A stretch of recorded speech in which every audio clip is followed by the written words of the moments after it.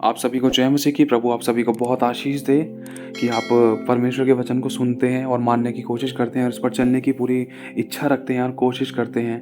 प्रभु का अनुग्रह आप पर बहुत आयत से हो। और इसी के साथ साथ हम ये आशा भी रखते हैं कि जो वचन जो रिकॉर्डिंग्स आप लोगों के लिए की जाती है, आप इसको सुनने की पूरी कोशिश करते हैं, क्योंकि इसमें आत्मिक उन्नति है आपकी, और इसमें आप ही का फ़ायदा है, और इसमें आप ही की आत्मा का विकास होगा। क्योंकि आपको नीति वचन के द्वारा बुद्धि, ज्ञान और समझ की बातें सीखने और सुनने के लिए मिलेंगी, और उन पर आप चल भी पाओगे। प्रभु का आत्मा आपसे बात भी करेगा, आप चुनाव भी कर पाओगे।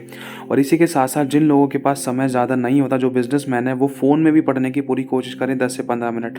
लेकिन अगर आपके पास समय है तो इसको भी सुनने की पूरी कोशिश करें, या फिर अपने घर पे पवित्र बाइबल का नीति वचन एक एक अध्याय तारीख के हिसाब से पढ़ना शुरू करें।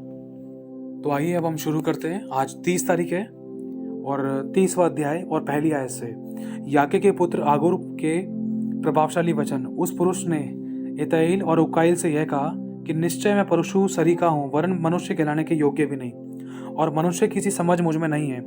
ना मैंने बुद्धि प्राप्त की है और ना परम पवित्र का ज्ञान मुझे मिला है। लिखा है, कौन स्वर्ग में चढ़कर गया, कौन स्वर्ग में चढ़ा और फिर उतरा, किसने वायु को अपनी मुट्ठी में बटोर रखा है, किसने महासागर को अपने वस्त्र में बांध लिया है, किसने पृथ्वी के सीवानों को ठहराया है, उसका नाम क्या है, उसके पुत्र का नाम क्या है, यदि तू जानता हो तो बता। पिता परमेश्वर और प्रभु यीशु मसीह। आगे लिखा है 5वीं आयत में, ईश्वर का एक एक वचन दाया हुआ है, वह अपने शरणागतों की ढाल ठहरा है। उसके वचनों में ना तो कुछ बढ़ा और ना कुछ घटा। लिखा है, ऐसा ना हो कि वह तुझे डांटे और तू झूठा ठहरे। मैंने तुझसे 2 वर मांगे हैं, इसलिए मेरे मरने से पहले उन्हें मुझे देने से मुंह ना मोड़। अर्थात व्यर्थ और झूठी बातें मुझसे दूर रख, और ना तो मुझे निर्धन कर और ना धनी बना। प्रतिदिन की रोटी मुझे खिलाया कर। कहीं ऐसा ना हो कि जब मेरा पेट भर जाए तब मैं इनकार करके कहूँ कि यहोवा कौन है, या फिर अपना भाग खोकर मैं चोरी करूँ और अपना परमेश्वर का नाम अनुचित रीति से लूँ। किसी दास की उसके स्वामी से चुगली ना करना। ऐसा ना हो कि वह तुझे श्राप दे और तू दोषी ठहराया जाए। ऐसे लोग हैं जो अपने पिता को श्राप देते हैं और अपनी माता को धन्य कहते हैं। ऐसे लोग हैं जो अपनी दृष्टि में शुद्ध हैं तो भी उनका मैल धोया नहीं गया। एक पीढ़ी के लोग ऐसे हैं, उनकी दृष्टि क्या ही घमंड से भरी रहती है, और उनकी आंखें कैसी चढ़ी हुई रहती हैं। एक पीढ़ी के लोग ऐसे हैं जिनके दांत तलवार और दाढ़ें छुरियां हैं, जिनसे वे दीन लोगों को पृथ्वी पर से और दरिद्रों को मनुष्य में से मिटा डाले। लिखा है 15वीं आयत में, जैसे जोक की 2 बेटियां होती हैं जो कहती हैं दे दे, वैसे ही 3 वस्तुएं हैं जो तृप्त नहीं होती, वरन 4 हैं जो कभी नहीं कहती बस। पहला क्या है? अधलोक, जो कभी नहीं कहता बस, और बांझ की कोख, भूमि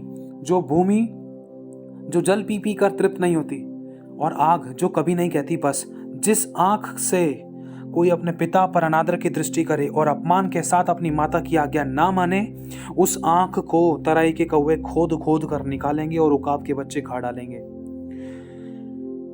3 बातें मेरे लिए अधिक कठिन है, वरन 4 हैं जो मेरे समझ से परे हैं। आकाश में उकाब, पक्षी का मार्ग, चट्टान पर सर्प की चाल, समुद्र में जहाज की चाल, और कन्या के संग पुरुष की चाल। वह विचारने की चाल भी वैसे ही है।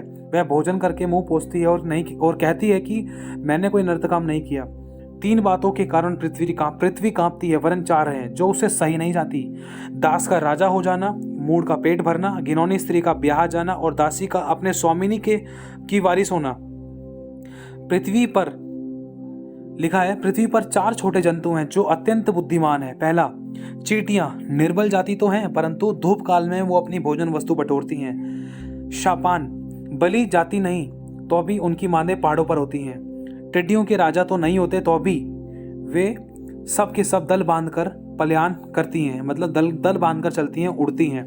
और 28वीं आयत में लिखा है, जो और छिपकली हाथ से पकड़ी तो जाती है तो भी वो राजभवनों में रहती है।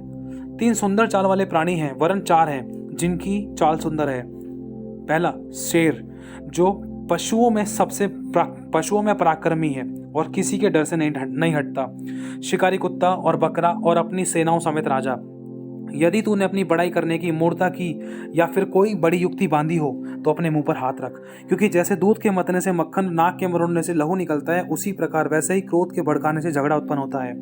मतलब प्रभु ये 32वीं आयत के द्वारा ये कहना चाहता है कि यदि तूने अपनी बड़ाई करने की मूर्ता की हो, या तो फिर कोई बुरी युक्ति बांधी हो तो अपने मुंह पर हाथ रख। प्रभु मना कर रहा है कि अपनी बड़ाई मत कर। प्रभु कह रहा है अपने मुंह पर हाथ रख, कहीं अपनी मुंह की बातों के द्वारा कहीं तू फंस ना जाए, कहीं तू अपने मुंह की बातों के द्वारा कहीं तू कड़वे बीज ना बोदे, कहीं तू कड़वे और गलत शब्द ना बोदे जो तेरे को बाद में काटने पड़े।